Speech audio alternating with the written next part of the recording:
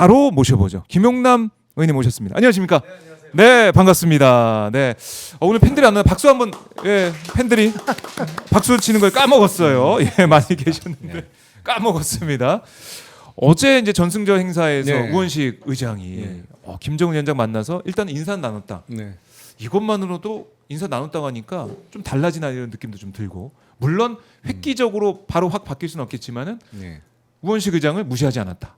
아 그럼요. 이거는 또 평가해 본 부분이 있는 것 같아요.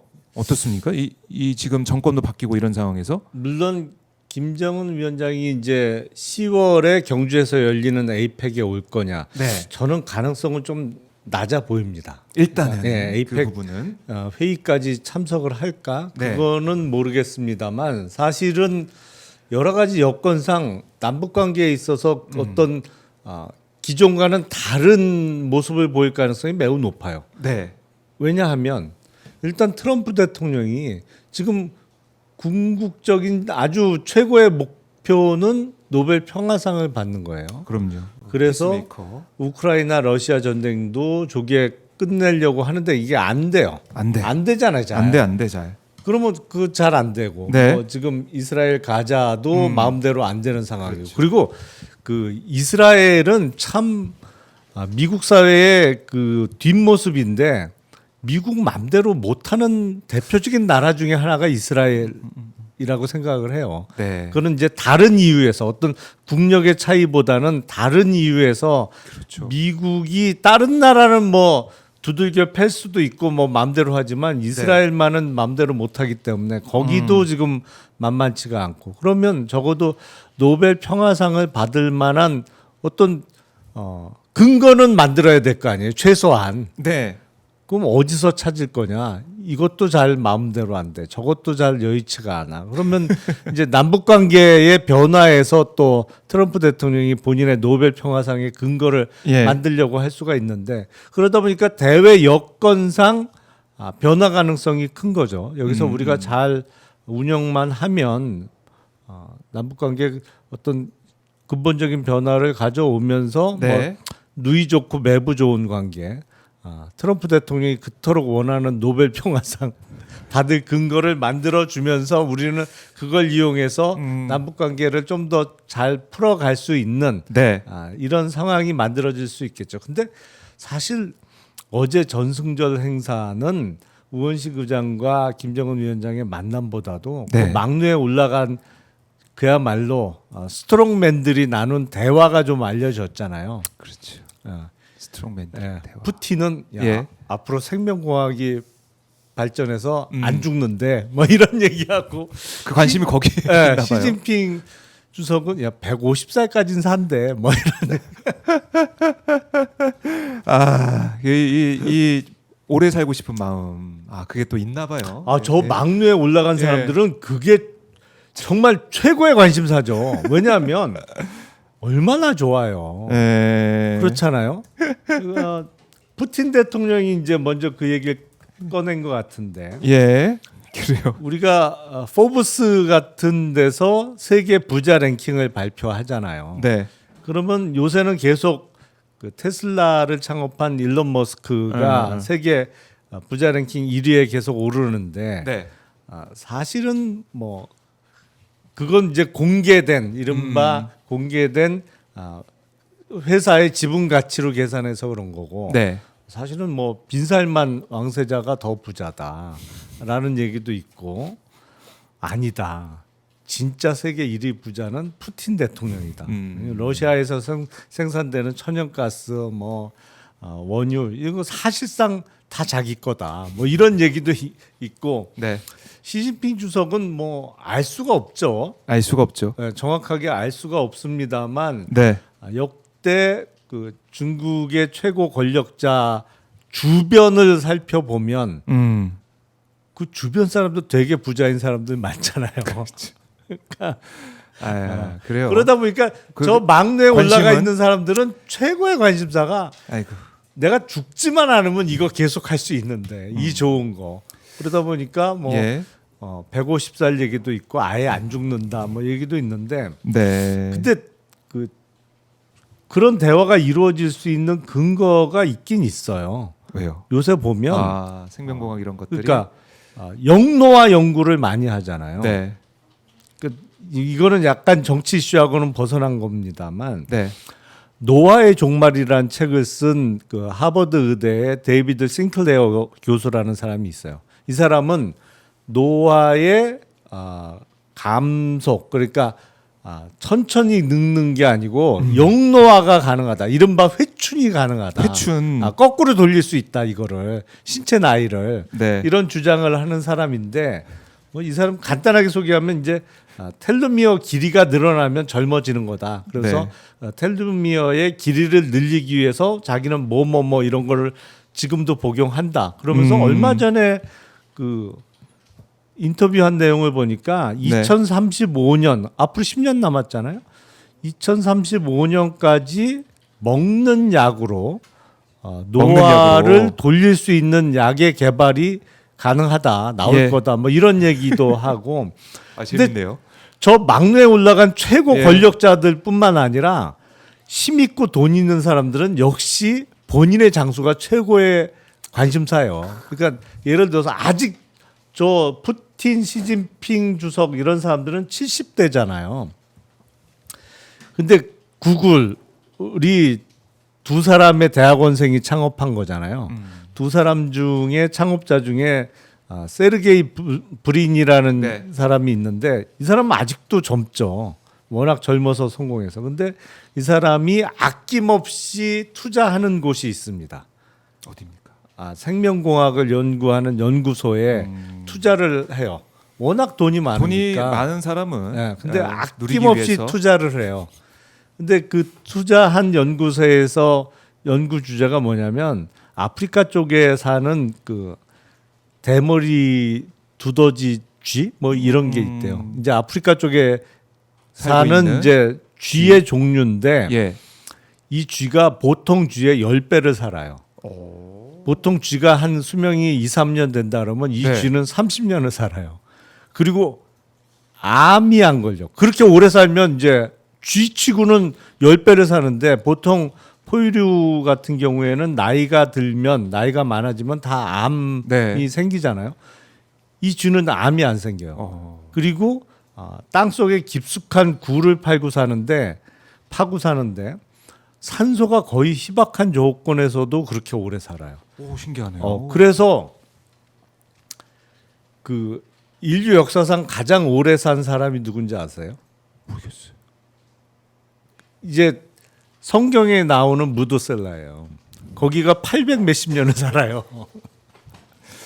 믿어도 됩니까? 아니 그러니까 그건 뭐 성경에 성경에 나와 나온 있는. 얘기니까 네. 성경 기록에 의하면 그렇단 말이에요. 예. 저거네. 벌거숭이 아메- 두더지. 쥐. 저거예요. 근데 그 저 두더지 쥐가 보통 쥐의 10배를 사니까 그렇게 되면 이제 성경의 인물이 보통 80을 기준, 8, 90을 기준으로 하면 10배를 사는 거잖아. 800살, 900살. 그래서 가능하다. 세르게이 브린 같은 경우에 그 예. 연구하겠다는 단체에 아낌없이 투자를 하고 있어요. 본인은 이제 거기도 예. 20대에 어마어마한 부를 이뤘는데 관심은 역시 관심은 오래 사는. 왜냐하면 아무리 열심히 써도 이게 불어나는 속도가 더 빨라. 그런 사람들은 자기가 쓰는 속도보다 네. 자기 재산이 불어나는 속도가 빠르단 말이에요. 그리고 삼시세끼 먹는 건 똑같고 사실은 그렇죠. 아무리 그렇다고 비싼 걸 먹어도 10끼 먹을 수는 없는 거잖아요. 아무리 돈이 많다 그래도. 그러니까 저 네. 막루에 올라간 사람들이나 예. 정말 세계적으로 뭐 탑 10 안에 드는 부자들은 최고의 관심사가 똑같아요. 생명연장. 어떻게 하면 내가 수명연장. 오래 살 수 있을까? 그러게 말입니다. 우리 의원님께서 이 얘기를 이렇게 오래 하고 진지하게 하고 밝은 표정 하시는 거 보니까 의원님도 여기 좀 관심이 많으신 것 같아요. 아니 재밌잖아요 일단.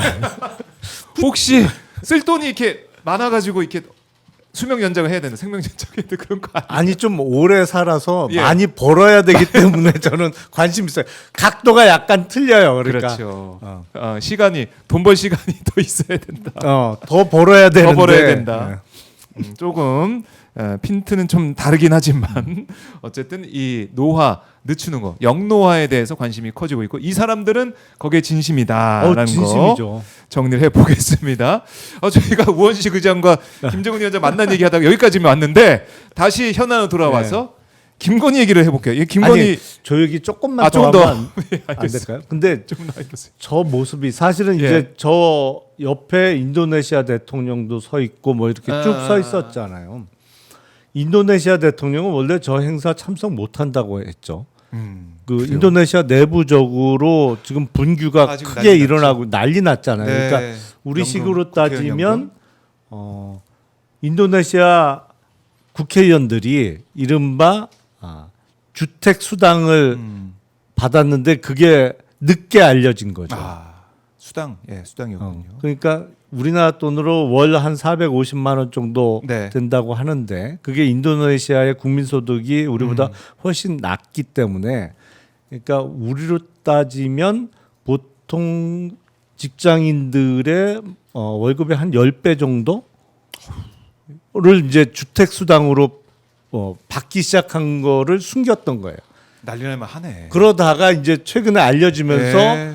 난리가 난 거지. 그야말로 이 도둑놈들 그러면서 이제 맞지 틀린 아, 얘기도 아니죠. 야, 이거 우리나라에서 만약 이런 일이 벌어졌다 그러면은 국회 뭐 남아날 수가 없을 것 같아요. 그러니까 우리나라에서. 우리나라 국회의원들이 몰래 뭐 법을 통과시켜서 예를 들어서 지금 받고 있는 세비 말고 네. 주택 수당으로 월 한 2, 3천만 원 따로 받는 게 알려졌다. 그럼 가만히 있겠어요? 많이 안 있죠. 네. 그래서 예. 난리가 나서 저 행사 참석 못 한다고 했었는데 맞네. 당일치기로 그냥 온 거예요. 그런데 그런데 저 지금 26개국 정상 정도 되는데 네. 그 사실은 트럼프 대통령 덕분에 반미 전선이 너무 커지고 세지고 있어요.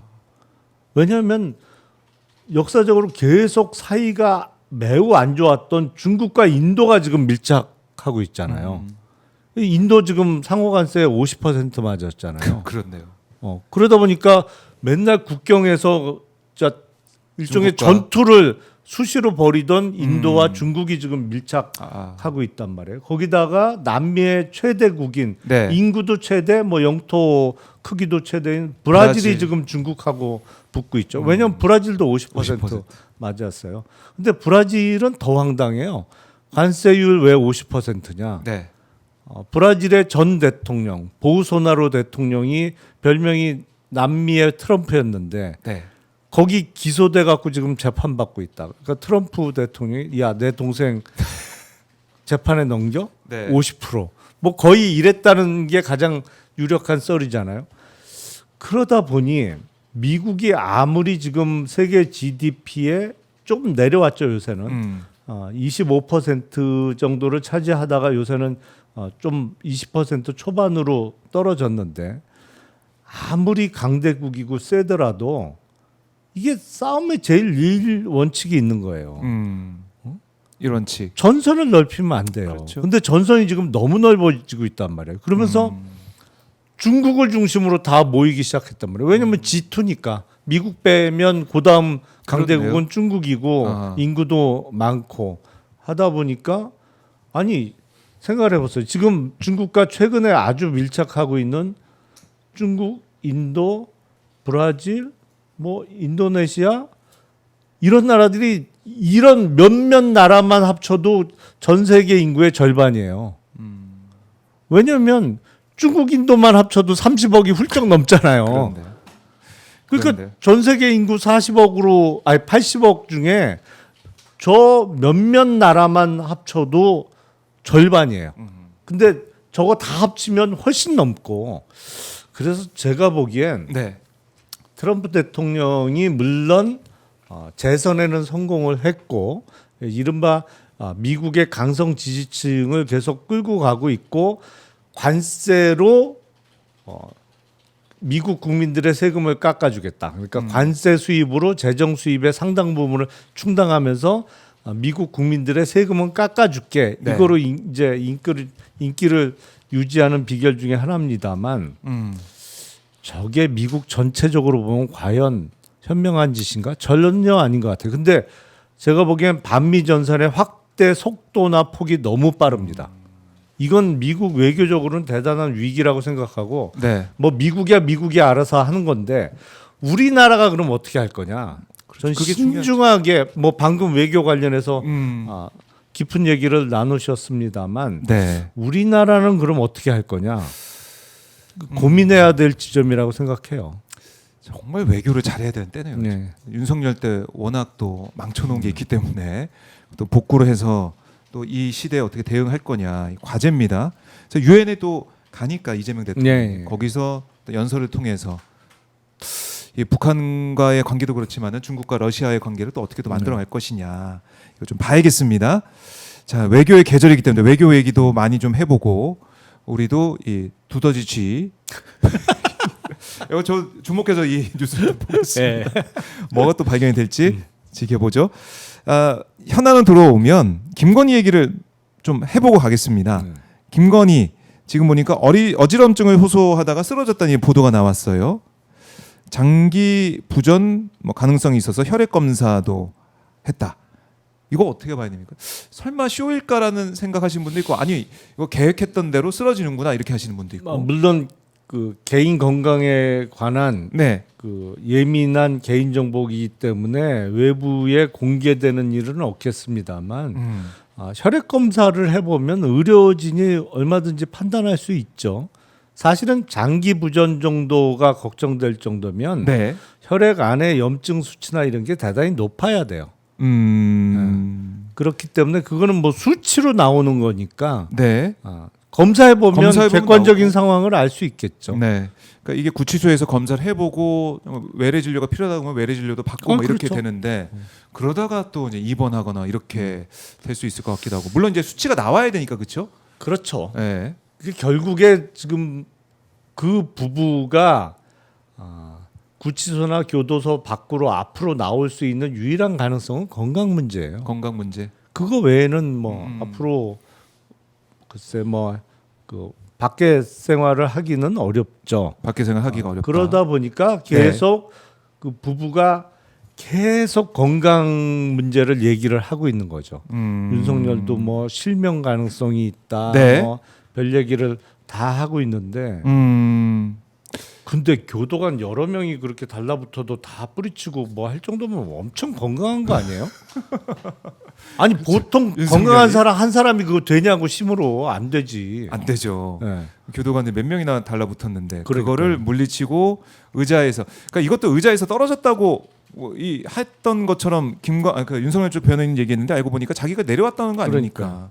의자에서 내려와서 벽 보고 이렇게 앉아 있었다라는 건데. 그래서 네. 과학적으로 수치로 증명되지 않는 것은 별로 신경 쓸 필요는 없어 보입니다. 네. 그래요. 이것도 이제 확인을 해보고 구치소에서 검사해보고 난 다음에 외래 진료 결정할 거니까 이번에 서울구치소에서도 사실 특혜성 그런 일들을 벌였다가 지금 뭐 고발, 뭐 감찰 이런 게 일어난 거 아니겠습니까? 윤석열에 대해서. 그래서 이 남부 구치소에서도 제대로 일을 하길 바란다라는 거고. 그러니까 김건희 건강 얘기, 뭐 심평 변호사도 얘기를 했었고 보면은 제대로 음식을 먹지 못한다, 뭐 앙상하다 이런 얘기, 건강이 좋지 않다 이런 언론을 통해서 알려진 바가 있기 때문에 이게 또 뭐 어지럽다 이러다 보니까 바로 또 병원 간다 이런 걱정을 할 수밖에 없어요 우리 국민들께서는. 근데 예. 그 특검에 출석할 때 모습을 보면 평소에 저 정도 체형 아니었나요? 평소에 글쎄 뭐 자켓을 입고 있어서 음. 모르겠습니다만 얼굴 보면 평소에 저 정도였던 것 같은데요. 뭐 더 수척해졌다가 네. 그런 느낌은 전혀 없거든요. 그러니까 건강상 안 좋아졌다라는 느낌은 안 들었던 모습. 네. 구속될 때 그때 모습 보더라도 근데 건강 얘기 계속 나오고 있고 그리고 이제 김건희, 김혜성 집사로 불리는 김혜성의 이제 동업자들 3명에 대해서 영장이 기각이 돼가지고 여기에 대해서 좀 말이 좀 많습니다. 영장 기각된 부분들 그러다 보니까 특별재판부 얘기도 좀 나오고 있고 재판부 못 믿겠다 사법부에 대한 불신도 좀 커지고 있는 것 같은데 특검 입장에서는 또 이거 어떻게 이게 영장이 안 나올 수가 있냐 또 강하게 반발하기도 했었고요. 렌터카 대표를 포함해서 3명 영장 기각이 된 거 이거 어떻게 보셨습니까? 글쎄 그 뭐 영장 발부 여부는 제가 가끔 말씀드립니다만 네. 정말 예측 가능성이 많이 떨어져요. 그러니까 이렇게 볼 수도 있고 저렇게 볼 수도 판사 있기 때문에 마음이기 때문에. 유무죄 판단보다 훨씬 어려운 게 구속 여부의 그 예측인데 네. 글쎄 뭐 왜 기각을 했는지야 법관이 판단할 문제입니다만 적어도 범죄 혐의가 있다면 발부하는 게 맞을 것 같고 특히 이제 뭉칫 돈이 이렇게 움직였잖아요. 뭉칫 돈이 움직였는데 네. 보면 이 자금의 흐름이 석연치 않은 게 분명히 있어 보여요. 물론 구체적으로 어디서 어느 계좌로 옮겼는데 그 계좌가 사실상 명의자거냐 아니면 다른 사람이 사실상 차명 계좌로 이용하던 거냐 이거는 수사 결과로 밝혀낼 수밖에 없습니다만 네. 한 번 더 재수사를 해서 청구를 해야겠죠. 재청구를 해서 사람이 이제 구속되고 나면 네. 온갖 생각이 다 들거든요. 그래서 본인이 이 구속 상태에서 빨리 벗어나기 위해서 수사 협조하는 경우도 많이 있기 때문에 재청구를 해봐야 되지 않을까 싶습니다. 재청구 해봐야 된다. 특검도 재청구할 예정이다 이렇게 얘기하고 있기 때문에 재청구해야 된다.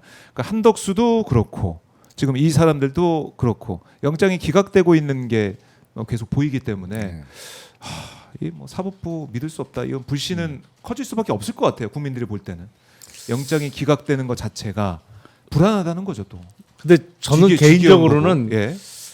내란 특별재판부에 대해서는 약간 좀 소극적인 자세입니다. 솔직히 아직은. 말씀드리면 네. 왜냐하면 나중에 최종적으로 어떤 선고가 났을 때 그 핑계를 댈 거거든요. 보나 마나 이게 정상적으로 했으면 무죄가 났을 건데 내란 특별재판부에서는 이미 유죄를 결론을 내놓고 재판한 거다. 뭐 이런 식의 이제 정치적으로. 레토릭이 나올 거거든요. 뭐 영장도 그렇고. 네. 그래서 기존의 시스템을 갖고 이 내란이나 아니면 김건희 그 사태를 해결하는 게 최선이라고 보는데 문제는 예를 들어서 지금 내란 재판을 담당하고 있는 지기현 재판부는 제가 봐도 이상하단 말이에요. 이게 이해가 안 된단 말이에요. 도대체 재판을 끝낼 생각이 있는 건지 뭐 어떻게 하겠다는 건지. 그러니까 지금까지 진행한 걸 보면 재판을 끝낼 생각이 없어요. 그러니까 저렇게 하지 재판을. 그 중요한 사건은 일주일에 한 번씩. 일주일에 한 번 그것도 네. 핑계만 있으면 건너뛰잖아요. 또 2주 3주를 또 쉬어버려. 그렇죠. 그러니까 추석 앞두고 또 쉬겠죠. 네. 추석. 끝낼 생각이 없어 보이는데 예.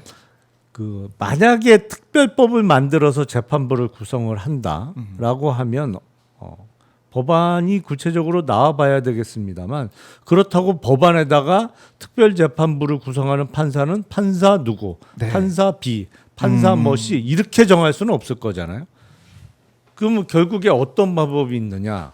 글쎄 그 특별재판부를 법원의 어떤 행정 절차로서 구성하게 만든다고 하면 네. 또 논란이 반복될 거고 사실은 그렇게 되면 내년 1월이나 2월에 있을 법원 인사 이동을 통해서 해결하는 거하고 아무런 차이가 없어요. 네.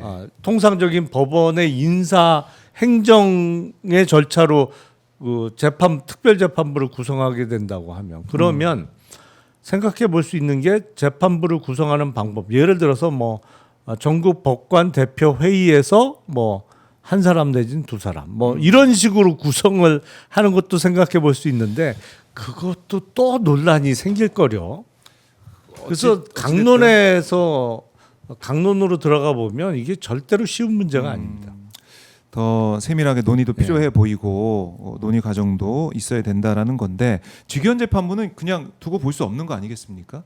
그러니까 이 제가 행태 자체가? 보기엔 법원의 인사 이동으로 해결하는 게 가장 뒤탈은 없어 보여. 그리고 딴 말을 못 하지. 네. 아니 뭐 이동할 때 돼서 이동하는 거고. 그리고 그것보다 우선돼야 될 것은 법원 행정처에 감찰 결과를 내놔야죠.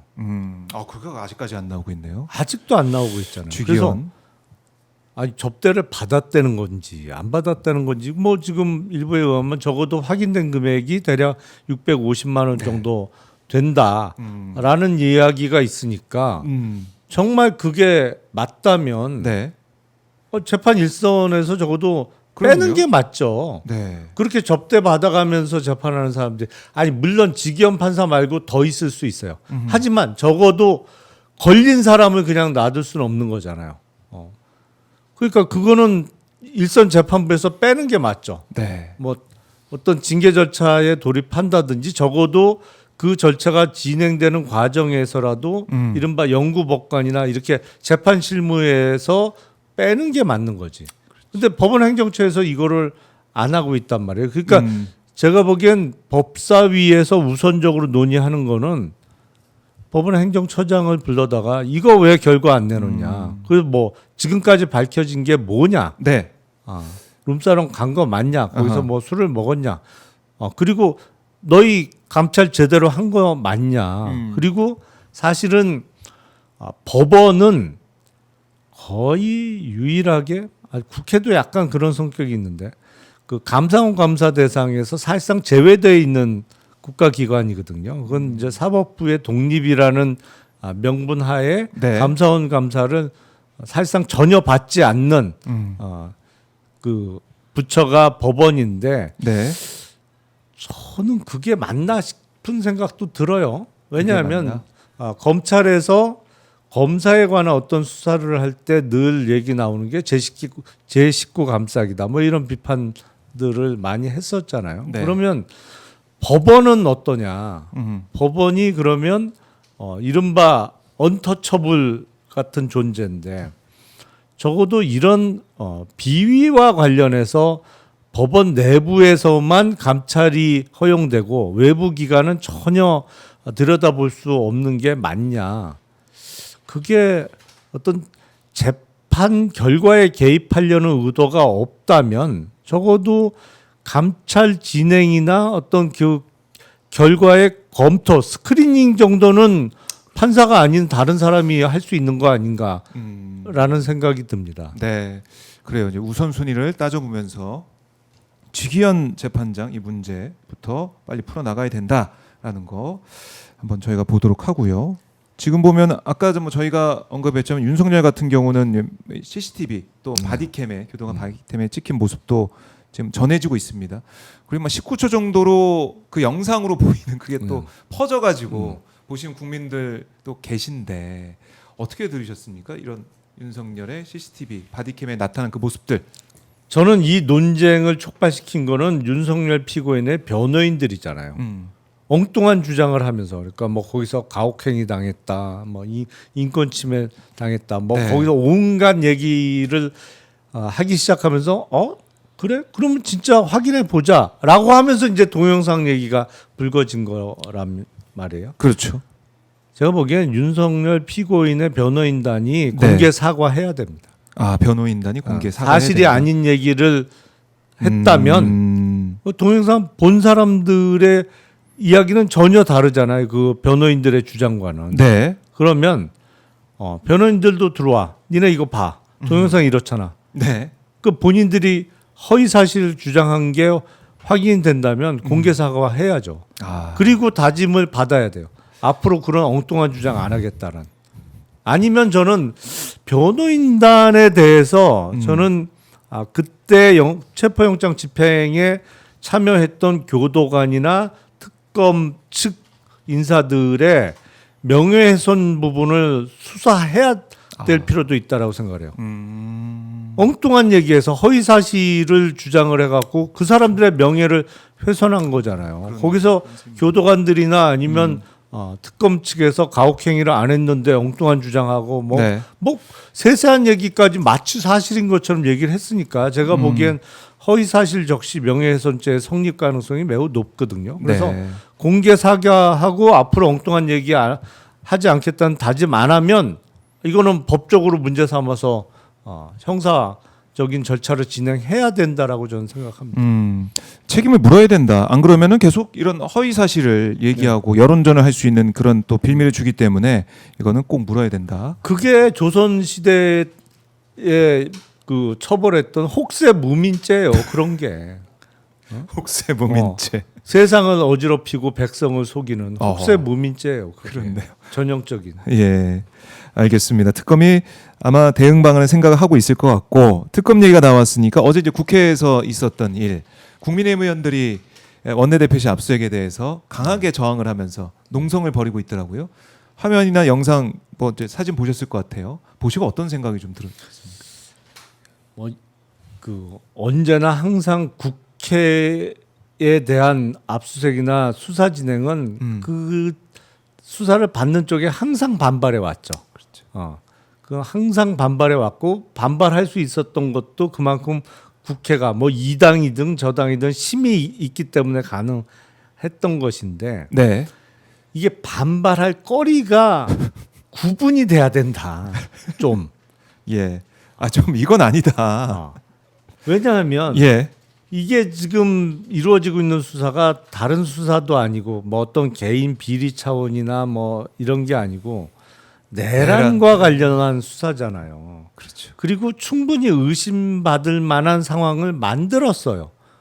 예를 들어서 12월 3일 비상계엄이 불법적으로 선포되고 나서 그건 한글을 해독할 수 있는 능력만 있으면 네. 그 비상계엄 선포가 불법이라는 건 누구나 알 수 있어요. 아, 우리 헌법에 전시, 내란, 그러니까 전시 또는 이에 준하는 국가 비상사태, 정확하게는 전시, 사변 또는 이에 준하는 국가 비상사태에 발령할 수 있는 게 비상계엄이란 말이에요. 그렇죠. 법에. 12월 12월 3일이 어디에 해당이 돼요? 그건 누구나 다 한글만 읽을 수 있어도 이건 비상계엄 선포가 불법하고 위헌적이라는 걸 알 수 있었단 말이에요. 그러면 적어도 국회의원이라면 네.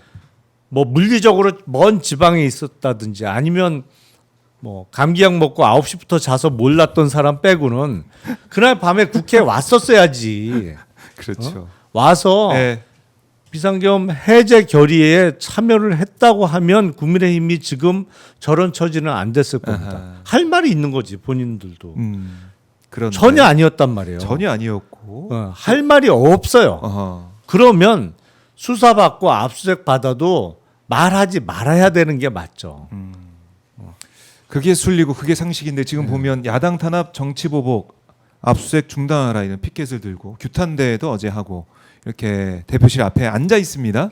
근데 특검에서 나온 얘기는 뭐냐면 계엄 논의가 시작된 지난해 3월부터 추경호 전 국민의힘 원내대표가 계엄을 인지했을 가능성도 배제할 수 없다. 이렇게까지 얘기를 하고 있어요. 그러니까 이게 아무 근거 없이 그냥 그랬을 수 있을 거야 이런 차원이 아니지 않겠습니까? 특검이 브리핑할 때 얘기를 한 걸 보면. 그렇죠. 사실은 집권 여당의 원내대표는 네.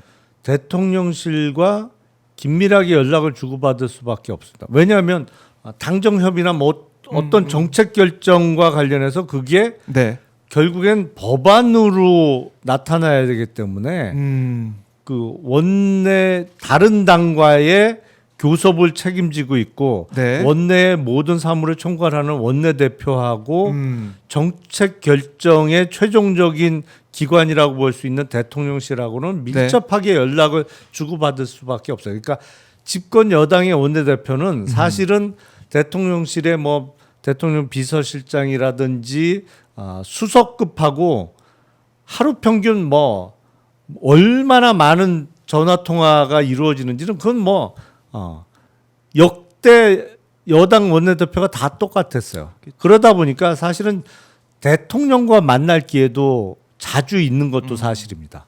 자주 만날 수밖에 없어요. 근데 윤석열이 비상계엄을 선포하기 훨씬 전부터 틈만 나면 내가 비상대권을 갖고 있는데 그것도 헌법적으로는 말이 안 되는 얘기인데 옛날식 표현이고 그건 저 유신 때나 뭐 80년대나 50 때나 뭐 썼던 용어인데 비상대권이라는 비상대권. 용어는 예. 그러니까 비상대권 운운하면서 비상계엄을 선포할 거를 거의 술만 먹으면 얘기했다는 거 아니에요. 그러니까 어떻게든 그 사실을 추경호 원내대표도 인지하고 있었던 게 아니냐. 그러니까 원내대표하고 대통령은 사실은 저녁 자리도 종종 갖는 것으로 알고 있거든요. 네. 그 얘기 분명히 듣긴 들었을 거예요. 그런 차원에서라도 특검이 그걸 보고 이렇게 압수까지 진행하면서 하나하나 들여다보고 있다.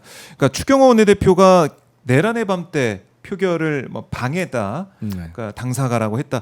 이것만 우리가 생각하고 있었는데 그 전부터 이 얘기를 들으면서 인지를 해왔고 생각하고 있었던 게 아니냐 그런 의심도 지금 사고 있는 거죠. 더군다나 예. 추경호 당시 원내대표를 비롯한 한 10여 명의 국힘 의원들은 그때 국회 본청에 있었어요. 예.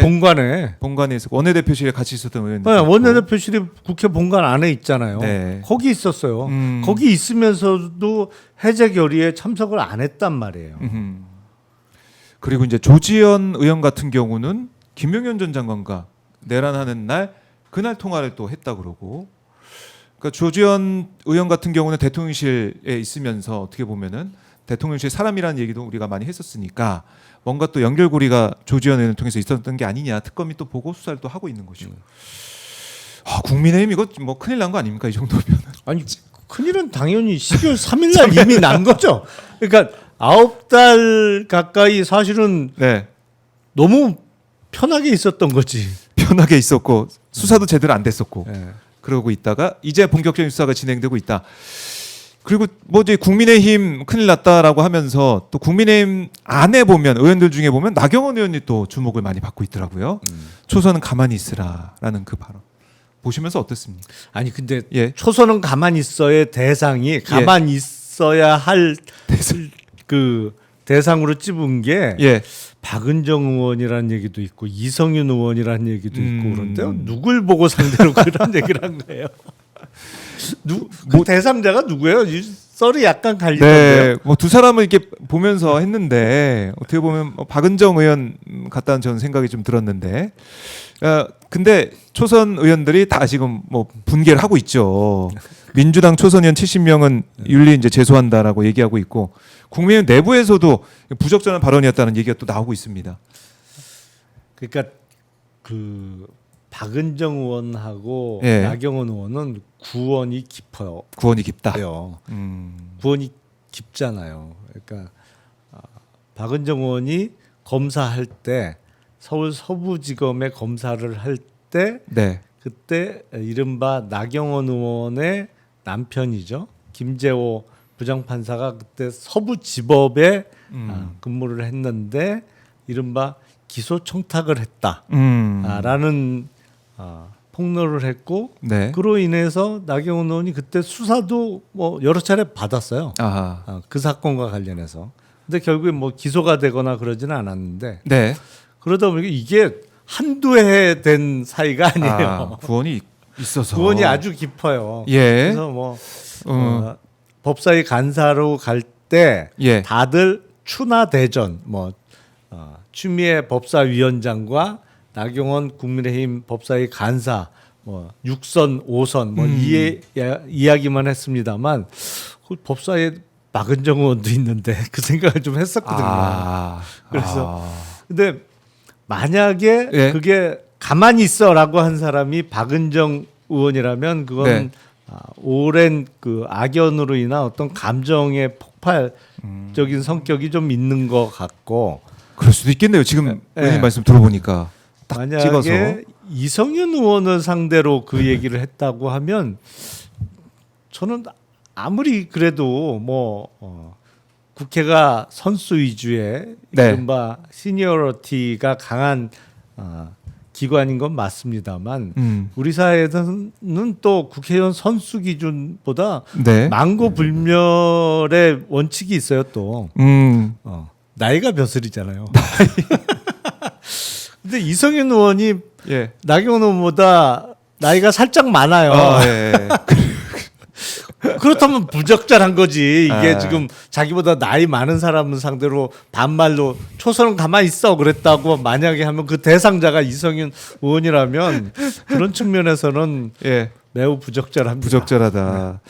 지금 오늘 저희가 이제 법사위 공청회 현장도 여러분께 좀 보여드리고 있는데 다른 채널을 통해서도 지금 현장 모습 보여드리고 있는데 지금 현 시각에는 나경원 의원이 자리는 좀 없습니다. 근데 아까 이제 또 빨간색 옷을 자켓을 입고 회의장에 오긴 했었는데 지금은 이제 보이지 않는 상황인데 나경원 의원은 이렇게 되면 글쎄요 뭐 이제 빠루 이 구설도 있었고 뭐 박지원 의원이 나빠루 이렇게 할 정도였으니까 드럼통에 들어갔던 그 사진도 생각이 나고 이번에 초선 발언까지 계속 구설에 오르네요. 근데 예. 국민의힘 쪽은 예. 공석이 너무 많네요. 공석이 많아요. 예. 지금 곽규택, 나경원 의원 자리도 비어 있고 신동욱 의원도 지금 공석이고요. 왜 이렇게 자리들을 안 지키지? 아니 이게 지금 법사위가 가장 핫한 상임이기 때문에 예. 언론의 카메라가 집중되는 거 뻔히 알면서도 뭔 일이 있나요? 왜 이렇게 자리를 이쪽은 다 차 있는데 오히려 민주당 쪽에서 좀 예. 차 있는 모습이고 오늘 법사위 상황을 보면 그러니까 초선의 발언 이 앙금이 계속 남아 있는 게 느껴지는 게 송석준 의원이 회의 전에 간사부터 선임해라. 그러니까 네. 추미애 위원장한테 얘기하니까 장경태 의원이 이 삼선 중진이다 역시 참 잘하시네요 이렇게 얘기도 했다고 합니다. 근데 참. 지금 나경원 의원이 왜 법사위 간사로 갔을까? 네. 그리고 법사위에 데뷔하는 첫날부터 이렇게 충돌하는 장면이 연출됐을까 생각해 보면 이게 뭐 요새 우리 정치권의 일종의 그 트렌드처럼 보이는데 강성 당원들에게 호소해야 당내 선거를 이기잖아요. 이번에 근데 확인됐죠. 국민의힘 특히 또 어쩌면 나경원 의원도 내년 6월에 있을 지방선거를 좀 염두에 두고 있는 거 아닌가라는 생각도 들어요. 그러면서 전체적으로는 저렇게 싸우는 모습이 사실은 국민 대중에게는 별로 이렇게 아름다운 모습은 아니잖아요. 그럼요. 하지만 극한 그 다툼을 그렇지. 하는 모습이 예. 강성 당원들에게는 그 호소력이 있을 수 있거든요. 그래서 그런 측면이 좀 작용하는 거 아닌가라는 생각도 듭니다. 그렇다면 결국에는 뭐 이제 빠루 뭐 드럼통 얘기를 했지만은 강성 지지층에 계속해서 어필하기 위한 나경원 의원의 뭐 전략적 차원의 행동이다. 이렇게 보시. 아니면 법사위 예. 간사를 왜 갔을까요? 이게 사실은 뭐 6선의 상임위원장도 대단히 이례적입니다만 5선 간사는 더 그랬던 적이 있나? 5선 의원이 간사했던 적이 있나요? 저는 못 본 것 같아요. 그러니까 저도 기억이 없어요. 그건 없는 초유의 사태라고 저는 느껴지는데 결국 자신의 이제 재판 관련해 가지고 여러 가지 또 얘기하려고 간 게 아니냐 이런 의심하는 분들도 있고 영향력을 행사하기 위한 또 법사위 행위 아니냐 뭐 이런 얘기하시는 근데 분들도 그거 있고. 벌써 선고 기일이 잡히지 않았나요? 맞아요. 너무 늦게 그걸 염두에 뒀다면 너무 늦게 간 거 아닌가요? 너무 늦었다. 9월에 이제 내려지니까 너무 늦었다라는 생각도 들고.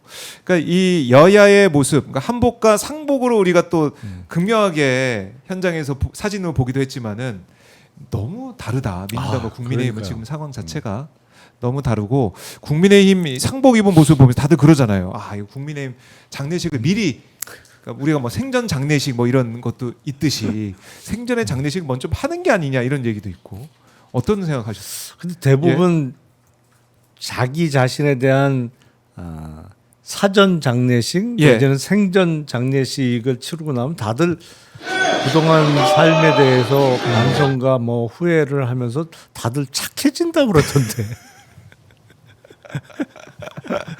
그런 거는 좀 안 보이고 안 보인 상황이고 뭐 권성동 의원도 지금 지나갔지만은 다음 주에 체포동의안 표결이 있을 것 같아요. 네, 뭐 그거는 뭐 피할 수 그러겠죠. 없고 네. 다 이제 헌법에 나와 있는 거기 때문에 하는데 권성동 의원은 만나서 뭐 인사만 했다라는 그 취지의 주장만 계속 하고 있습니다. 어떻습니까? 이런 권성동 의원의 모습은? 아니 근데 그거는 내부자의 그 증언이잖아요.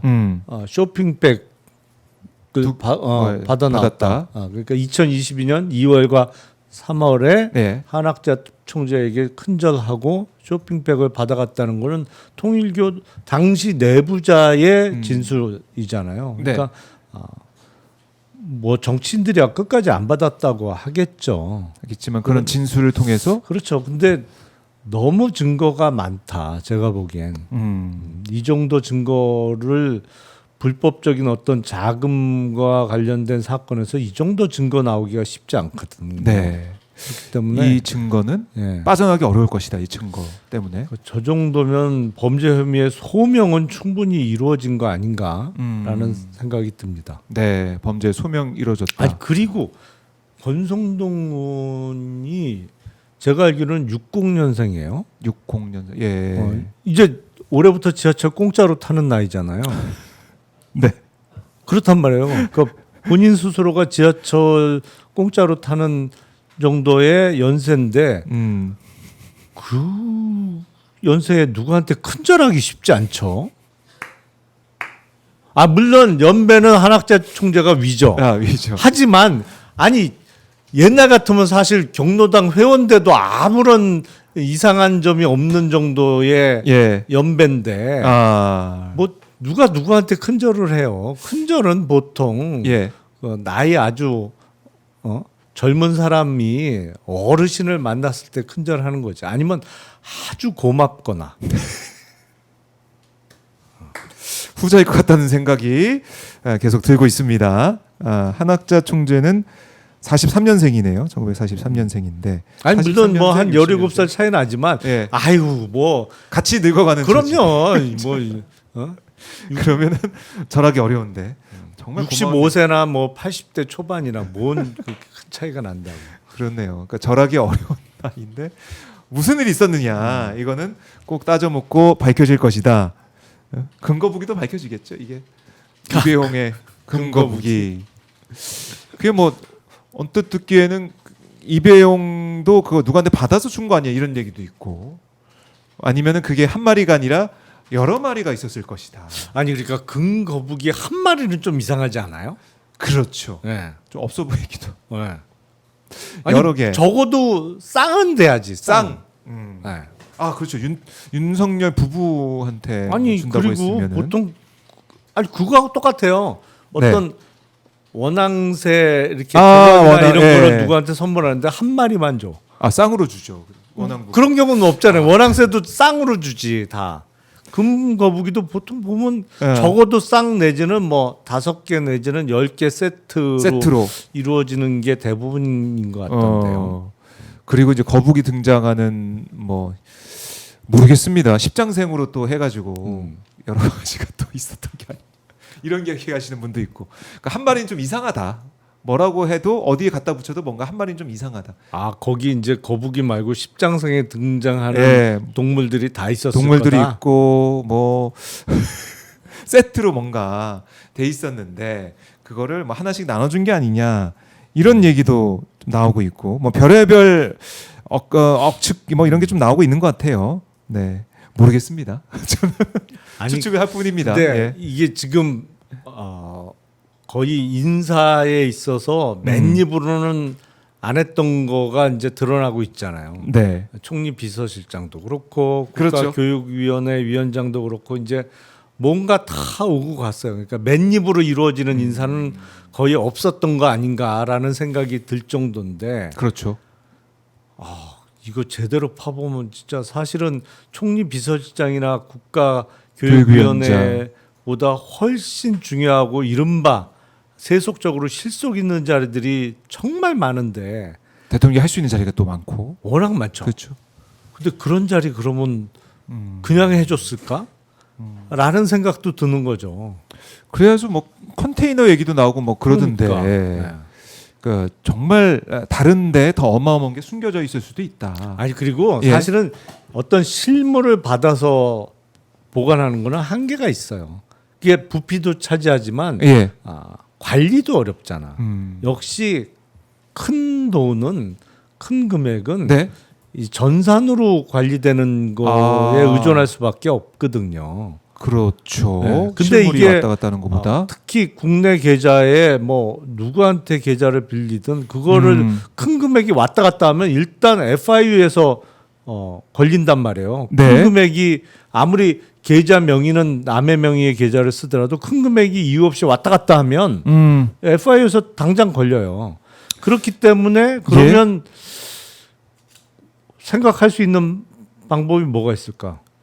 요새 유행하는 코인이지. 그렇네요. 가상화폐. 네, 가상화폐는 사실은 그 추적을- 거래소를 국내 거래소가 아닌 지갑으로 가지고 있을 수 외국 예. 거래소를 이용하든지 아니면 이른바 콜드 월렛이라고 예. 하는 그게 뭐 요새 비트코인 같은 경우에도 저장 장치에 그냥 담겨져 있는 USB에 담겨 있는 것도 있고. 이거를 이제 계좌에 등록 안 하면 이거 자체로 언젠가는 쓸 수 있지만 네. 사실은 뭐 한도 끝도 없이 들어가는 거잖아요. 그렇죠. 그냥 저장인 장치에 그 담아 놓으면 예.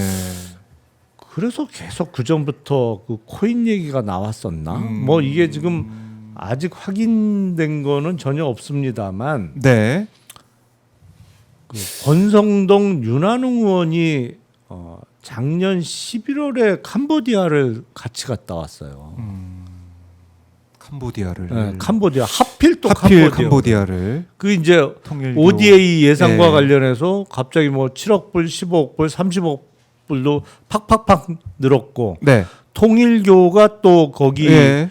이 캄보디아에서 하는 피스파크 사업과 관련해서 청탁한 것도 이미 드러났던 캄보디아를 왜 윤핵관 핵심인 권성동 윤한홍 의원이 비상계엄 선포 직전인 11월에 또 아하. 손붙잡고 다녀왔느냐. 이것도 좀 파봐야 될 거예요. 하필 같아요. 캄보디아. 네. 근데 이상하네요. 수사할 게 많고. 근데 거기 또 어떤 공공기관 단체장도 같이 갔어요. 그거는 조금 뭐 같이 간 거는 확인이 됐는데 네. 뭐 왜 같이 갔는지는 이유가 확인이 안 돼서 뭐 실명을 거론하긴 그렇습니다만 뭔가 석연치 이상하다. 않아요. 그래요. 네. 그런 것들을 이제 파헤치고 어떤 연결점이 있는지도 봐야 될 것 같고 네. 그러다 보니까 지난번에 있었던 김건희 특검에서 이제 이른바 이제 코인왕 존버킴 수사기를 요청했던 그러니까요. 이런 네. 것도 지금 와서 보니까 좀 이상해 보여요. 아니 그러니까 오. 목걸이, 귀걸이 무슨 뭐 금거북이. 이렇게 실물을 받아서 챙기는 건 한계가 있어요. 그렇지. 어디다 보관할 것이며. 그럼 보관의 문제도 있고 네. 그건 한계가 있어요. 재밌네요. 존버킴 연루 코인 관계자 접촉 뭐 이렇게 하면서 언론에서 좀 보고 있고 그리고 또 한 사람 주목받고 있는 게 김중식 씨 아닙니까? 네. 김중식 씨 뭐 사진을 보면은 뭐 국무총리부터 해서 뭐 여러 사람들 만나고 뭐 도자기도 주고 막 그런 모습이 목격이 됐는데 근데 하필이면 또 아산 배방읍에서 김건희 모친 최은순 씨와 같이 사업도 하고 부동산도 하고 이런 모습. 근데 이재명 대통령 테러했던 사람이 김진성은 또 그 아산 배방읍에서 부동산을 했었는데 김중식의 이 메모에 보면은 아산 배방읍 부동산 7억 그리고 손목사 세계로 교회 이상해요. 이상하죠. 김진성을 태워준 사람이 또 세계로 교회 교인인 교인이고. 걸로 예. 거기까지는 밝혀졌는데 그 다음에 수사도 안 되고 있고 이것도 좀 이상하지 않습니까? 당연히 이상하죠. 그 이거 어떻게 수사해야 됩니까? 2024년 1월 2일이죠. 그 예. 피습 사건이 벌어졌을 부산에서 때가 사실은 그게 이제 그 날카로운 칼날이 이 와이셔츠 깃에 먼저 맞으면서 생명을 구했던 것이지 이게 남자들 와이셔츠 깃이 꽤 두껍고 단단하잖아요. 네, 그러니까 두겹이고 이렇게. 여기에 먼저 맞았음에도 불구하고 이걸 뚫고 들어갔단 말이에요. 이게 만약에 없었으면 그냥 쑥 들어가는 거지. 끔찍한 일인데 네.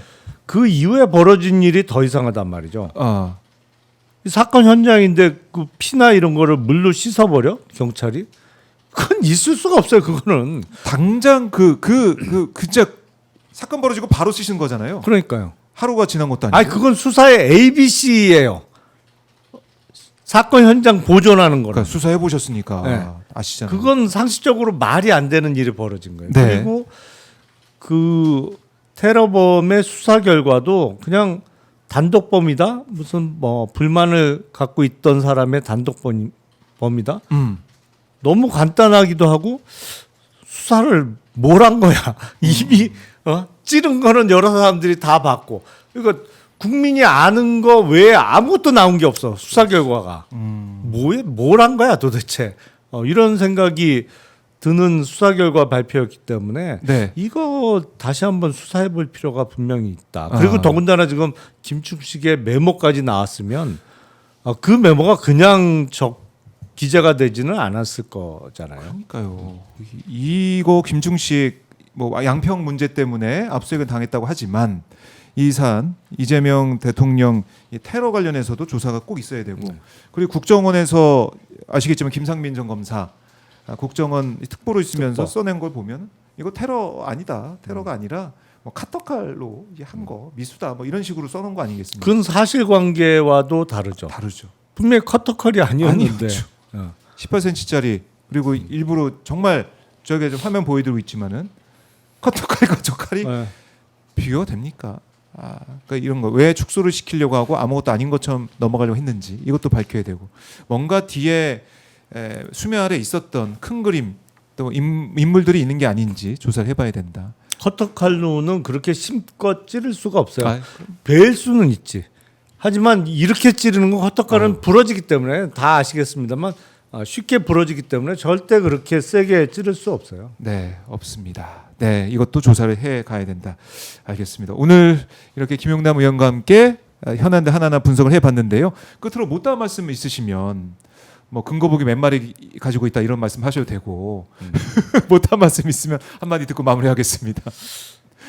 저는 앞서 말씀드린 대로 네, 이게 지금 해외 계좌 더군다나 뭐 코인 이쪽 분명히 냄새가 풀풀 난다. 거기에 이제 집중할 때다. 저는 그 작년 11월에 네, 그 바쁜 권력의 실세가 되잖아요. 무지 바빠요. 왜냐하면 만나자는 사람이 엄청 많거든. 그건 권성동 의원, 윤한홍 의원 다 해당돼요. 더 했겠지. 근데 그 바쁜 권력의 실세가 손잡고 캄보디아를 몇 박 며칠 다녀왔다. 거기다가 이제 그 공공기관장 그것도 네. 뭐 일종의 금융 관련된 공공기관장까지 대동하고 네, 이건 파봐야 된다라고 생각합니다. 그 부분 포인트를 알려주셨습니다. 알겠습니다. 특검이 또 어떻게 해갈지 지켜보죠. 의원님 말씀 잘 들었습니다. 네, 감사합니다. 고맙습니다.